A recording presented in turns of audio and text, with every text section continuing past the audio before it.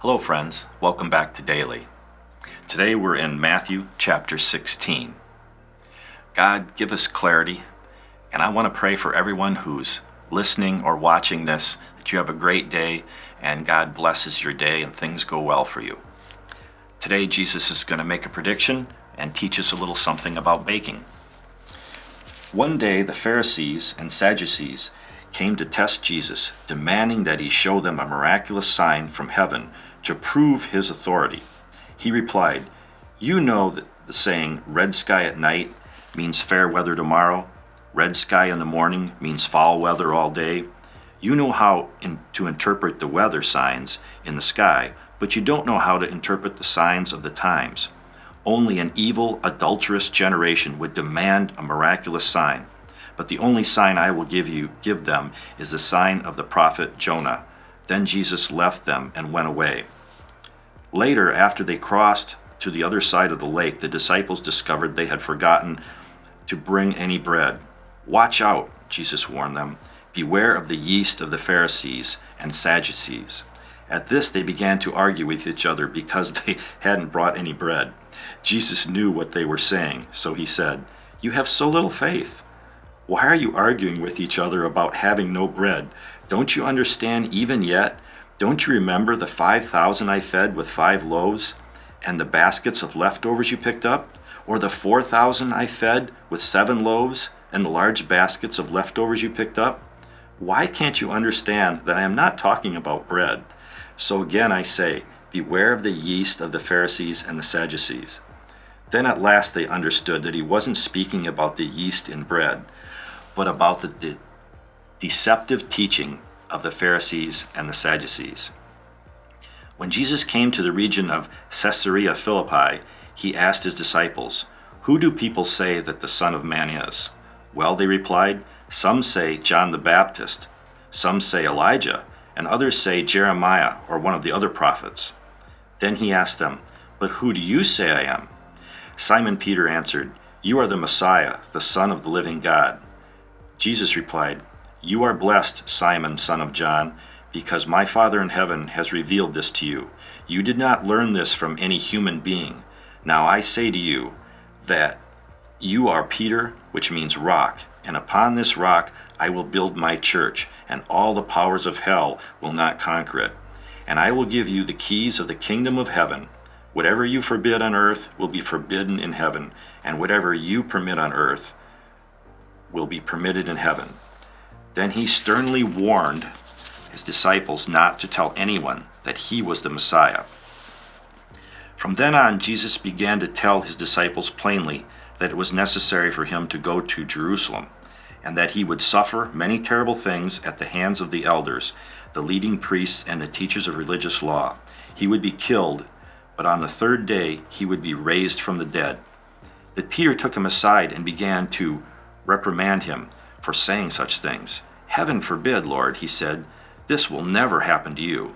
Jesus turned to Peter and said, "Get away from me, Satan. You are a dangerous trap to me. You are seeing things merely from a human point of view and not from God's."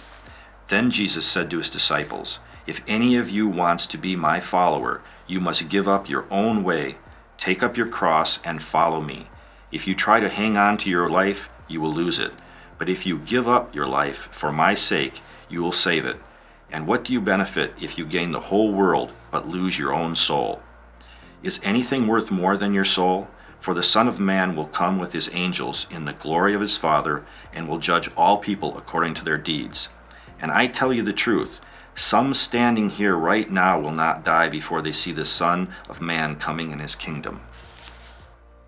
Well, this chapter has an interesting part in which Jesus asks about people's opinion of him, which you might think, why does Jesus even care, right? He knows who he is. That's what matters.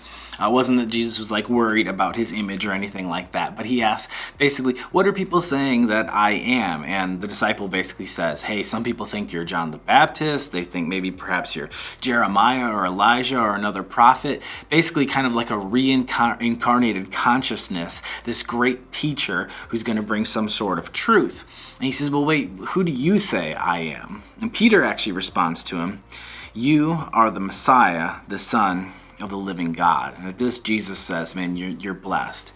God's revealed that to you, and this is really, really important. In fact, he actually says to Peter, he says, you are Petra, you are Peter, the rock, but it means like this little pebble. And then he says, upon this Petros, this giant rock, if you look at the original translation, I build my church. This is actually interesting because people misread this to believe that Jesus was starting the church on Peter. He was actually saying, you're a little tiny rock, but you just put in front of me a giant rock. That's the foundation of the church. And what is it? It's the correct understanding of the identity of Jesus. That's the foundation of the church, is the correct understanding of who he is. That means everything. And in fact, Peter, even though he said this, Peter even got this twisted, because this really is critical. Who we think Jesus is affects everything. And in the very next section, there's the situation where Jesus says, I'm going to go, I'm going to be killed, I'll be resurrected in a few days. And Peter actually rebukes him. He tries to tell him, no, Lord, this will never happen to you. And Jesus basically says to him, get behind me, Satan, this harsh response. But what he says to him is so important.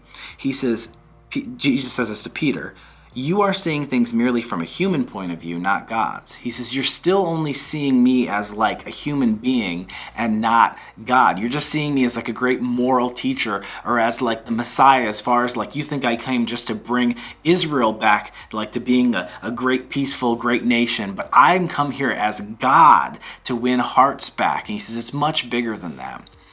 It's interesting because who we say Jesus is critical. A lot of people have opinions on Jesus, but this one is of vital importance. And I want to just read you really quick a quote from one of the best authors of all time, C.S. Lewis in Mere Christianity, about who we say Jesus is, because I think a lot of us get this wrong. He says this, I am trying here to prevent anyone saying the really foolish thing that people often say about him, meaning Jesus. I'm ready to accept Jesus as a great moral teacher, but I don't accept his claim to be God. He says, that's what people say, right? He says, that is the one thing we must not say.